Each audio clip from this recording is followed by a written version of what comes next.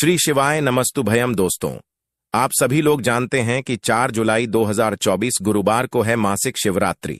इसीलिए दोस्तों, आप लोगों को इस दिन पंडित जी द्वारा बताया गया अपनी अभी की ही समर्पण कथा में एक लोटा जल वाला जो उपाय है जरूर करना चाहिए। और दोस्तों, बहुत सारे लोगों ने तो यह वाला उपाय करना भी शुरू कर दिया है, पर बहुत सारे लोगों को उपाय समझ नहीं आया है, जिस कारणवश वह अभी तक यह वाला उपाय नहीं कर पाए हैं। तो इस वीडियो में आप लोगों को हम 4 जुलाई, जिस दिन जुलाई महीने का पहला गुरुवार है, इस दिन आप लोगों को एक लोटा जल वाला उपाय जरूर करना चाहिए, जो कि पंडित जी ने अपनी अभी की ही समर्पण कथा में यहां पर बताया हुआ है। तो चलिए दोस्तों, उपाय को शुरू करते हैं।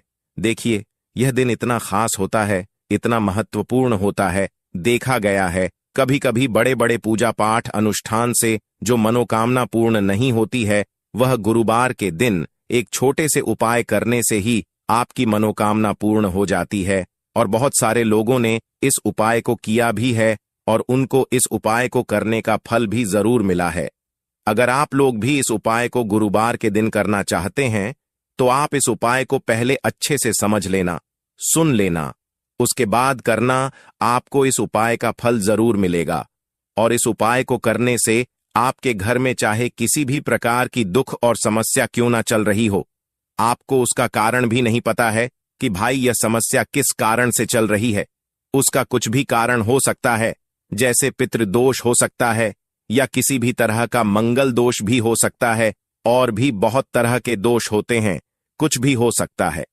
पर आपको इस उपाय को करने के लिए अपने दोष को पता लगाने की भी जरूरत नहीं है। गुरुवार के दिन इस एक लोटा जल वाला उपाय को आप लोगों को कर लेना है।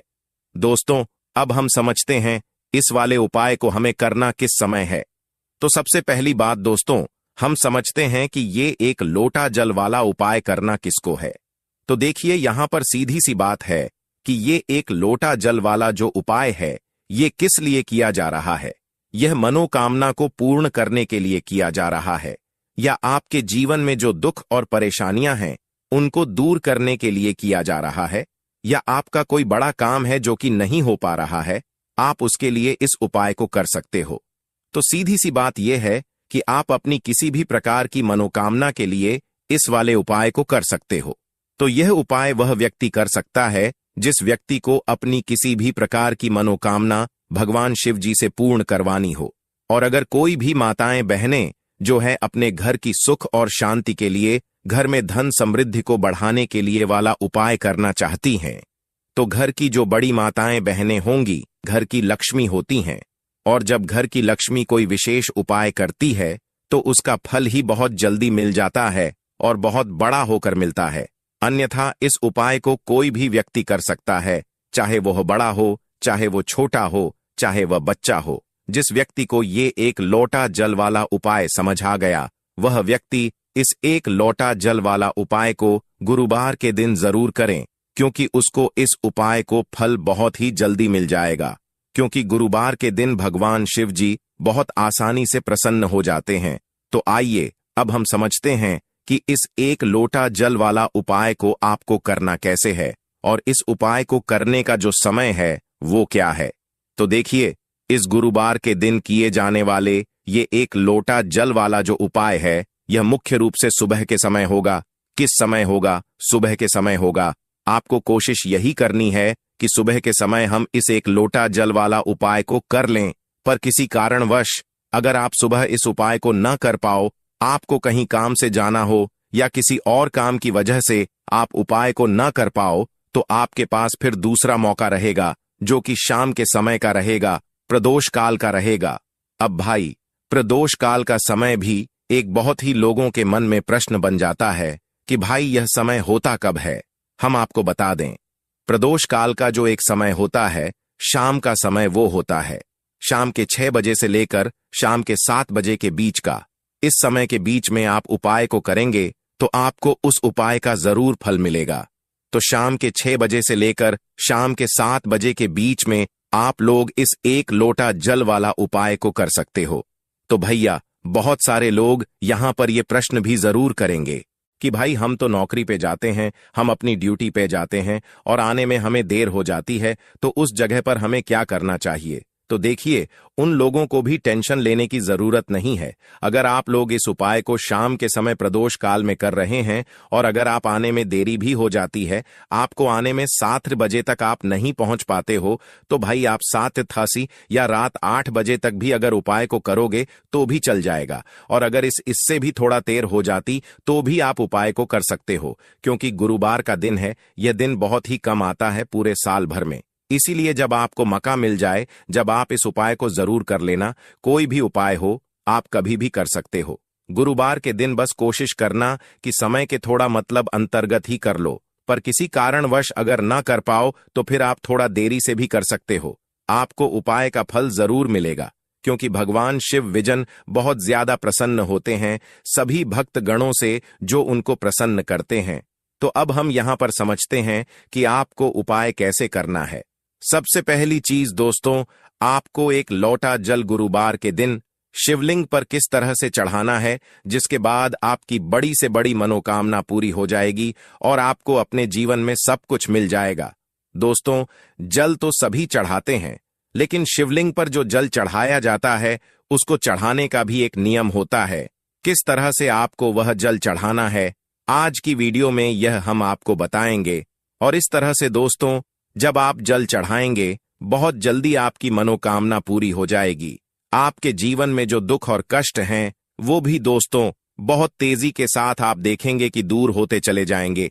तो दोस्तों, अगर आप भी अपने जीवन में सब कुछ हार चुके हैं, या आपको लगता है कि अब आपके जीवन में कुछ भी अच्छा नहीं होने वाला है, या अच्छा नहीं होने की सारी उम्मीद है, दोस्तों अगर आपके पास समाप्त हो चुकी हैं, खत्म हो चुकी हैं, तो दोस्तों आपको यह एक लोटा जल का उपाय करना है। बस इसके बाद आप देखेंगे कि बहुत बड़ा बदलाव आपके जीवन में आएगा। दोस्तों, जब व्यक्ति हर तरफ से हार जाता है, हर जगह से उसे जब निराशा मिलने लगती है और उसे अपने ही जब पराये लगने लगते हैं, तब दोस्तों व्यक्ति को महादेव की शरण में जरूर जाना चाहिए, क्योंकि महादेव ही एक ऐसे देवता हैं जो कि अपने भक्त की बड़ी से बड़ी मनोकामना को भी बहुत जल्दी पूरा कर देते हैं। और महादेव की शरण में जो भक्त जाता है, कभी भी महादेव उसे खाली हाथ नहीं लौटने देते हैं। अपने उस भक्त की जरा सी पूजा से प्रसन्न होकर अपने उस भक्त के जीवन के हर दुख को वो हर लेते हैं, हर संकट को वो दूर कर देते हैं। तो दोस्तों, देवों के देव महादेव का एक नाम भोलेनाथ भी है। तो दोस्तों, आप सभी जानते हैं भोलेनाथ नाम उनका इसलिए है क्योंकि दोस्तों वह इतने भोले हैं कि अपने भक्त की जरा सी पूजा से ही वह प्रसन्न हो जाते हैं।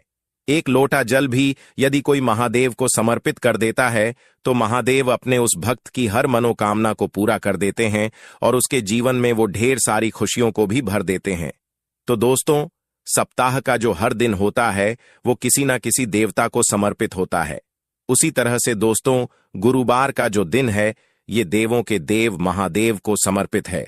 यानी कि गुरुवार का जो दिन है, आप सभी जानते हैं कि सबसे ज्यादा पूजा की जाती है महादेव की। इसी के साथ दोस्तों, अगर आप गुरुवार के दिन शिवलिंग का अभिषेक करते हैं या शिवलिंग पर जल चढ़ाते हैं, तो शिव जी आपकी पूजा से बहुत ही प्रसन्न होते हैं और आपके जीवन में जो भी कुछ आपको चाहिए दोस्तों, सब कुछ आपको अपने जीवन में मिल जाता है। तो दोस्तों, कैसे करना है, उपाय किस तरह से आपको एक लोटा जल गुरुवार के दिन शिवलिंग पर चढ़ाना है, सब कुछ आपको वीडियो में बताने वाले हैं। तो दोस्तों, आपको यहां पर एक लोटा जल लेना है अपने घर का, क्योंकि दोस्तों जब आप अपने घर से एक लोटा जल चढ़ाते हैं शिवलिंग पर, तो वो जल शिवलिंग से होता हुआ माता रानी के हस्त कमल पर जाता है और इससे दोस्तों आपके जो पितृ हैं वो भी हमेशा प्रसन्न रहते हैं। तो दोस्तों, आपको एक लोटा जल लेना है अपने घर से और उस एक लोटा जो जल आपने लिया है उसके अंदर आपको डालना है थोड़ा सा गंगा जल, ठीक है ना। थोड़ा सा गंगा जल डाल लेंगे और एक लोटा जल आप ले लेंगे। इसके बाद दोस्तों आपको लेनी है एक बेलपत्र। तो दोस्तों, वैसे तो 108 बेलपत्र बहुत शुभ मानी जाती हैं, लेकिन एक बेलपत्र भी आप यहां पर ले सकते हैं, क्योंकि एक बेलपत्र से भी शिव जी हमेशा ही प्रसन्न होते हैं। तो दोस्तों, एक बेलपत्र लेनी है आपको ऐसी जो कहीं से भी खंडित ना हो, यानी कटी फटी ना हो, कहीं से भी पत्ता बेकार ना हो बेलपत्र का, ठीक है ना। और डंडी के साथ ही दोस्तों आपको बेलपत्र अपने साथ लेकर के जानी है एक लोटा जल के अंदर दोस्तों आपको नहीं डालनी है, जल अलग से लेकर जाएंगे और एक बेलपत्र जो आपने ली है वो अलग से आपको लेकर के जानी है। महादेव के मंदिर में आपके घर के आसपास जहां पर भी शिव जी का मंदिर हो वहां पर दोस्तों आपको जाना है। और सबसे पहले दोस्तों आपको क्या करना है, जो जल आप लेकर के गए हैं अपने घर से वो जल आपको शिवलिंग पर चढ़ाना है।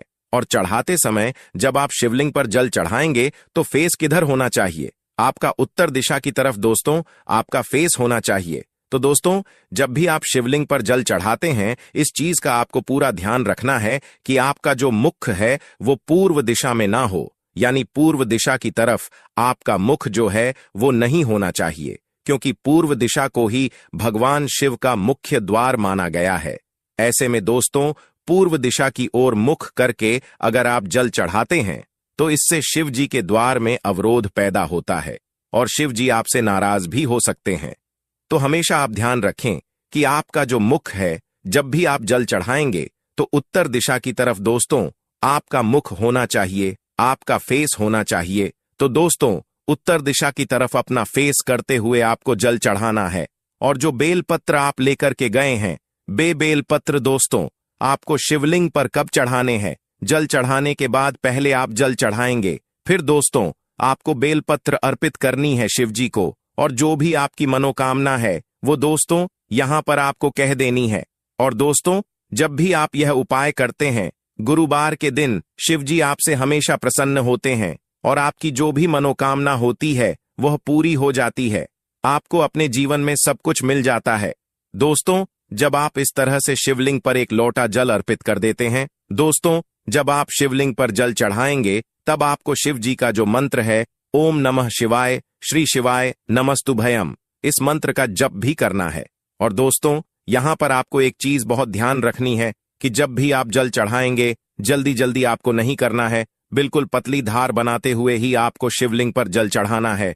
इस तरह से दोस्तों जब आप जल चढ़ाते हैं तो शिव जी को ठंडक मिलती है। आप सभी जानते हैं कि शिव जी ने समुद्र मंथन के दौरान जो विष निकला था उन्होंने ही ग्रहण किया था, जो कि उन्होंने अपने ने गले में रखा है। दोस्तों तो दोस्तों जब आप हल्के हल्के शिवलिंग पर जल चढ़ाते हैं तो इससे शिव जी को बहुत ही ज्यादा ठंडक मिलती है। और जितनी पतली धार आपके लोटे के जल की होगी उतनी जल्दी दोस्तों आपकी मनोकामना भी शिव जी पूरी कर देते हैं। तो इस तरह से एक लोटा जल चढ़ाई है, आप खुद देख लेंगे कि आपको अपने जीवन में सब कुछ मिल जाएगा। तो यह था दोस्तों पहला उपाय जो करना है आपको गुरुवार के दिन। अब जल्दी से बात कर लेते हैं दूसरे उपाय की, जो कि करना है आपको गुरुवार के दिन ही। तो दोस्तों यह जो दूसरा उपाय अब हम आपको बताने जा रहे हैं यह खास करके दोस्तों उन लोगों के लिए है जिनके सर पर कर्जा बहुत है, यानी जिन लोगों ने कर्जा बहुत ले रखा है, कर्जा चुका नहीं पा रहे हैं, बहुत प्रयास करने के बाद भी आप कर्जे के बोझ तले दबते ही जा रहे हैं।